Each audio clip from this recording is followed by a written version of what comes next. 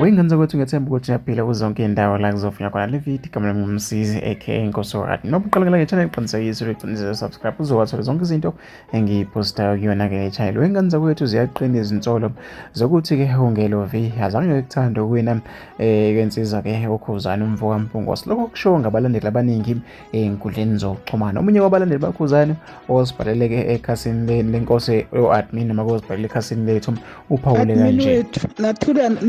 Nathula nithini vele nibona kuxhatshazwa uKhuzani kangaka. Hayi bo thina siba abalandeli bamaskandi but siyabona nje ukuthi hayi lo mbhemu walelo khunjana wale show le kade khona over weekend. Hayi lo muntu akamfuni uKhuzani straight. Kusho ukuthi kahle kahle uyanyanya nje nalokuthi uwinile. Kodwa futhi kuyena uKhuzani omenzele imali eningi ukudlula bonke abantu.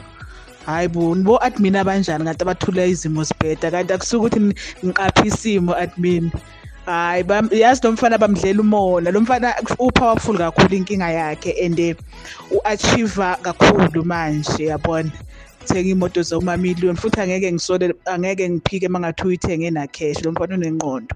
So vele abantu angeke bamthandi because kusho thina bephakathi kwakhe naye khona nabo bekhona bafila small. Manje any chance yokuthi bamehlisela isithunzi bayayisebenzisa. Hayi abamfuni shem, abamfuni umbhemu straight. Hhayi-ke wengenzeka kwethu nizizwele-ke angifisi ukuthi nithi nizwe ngami.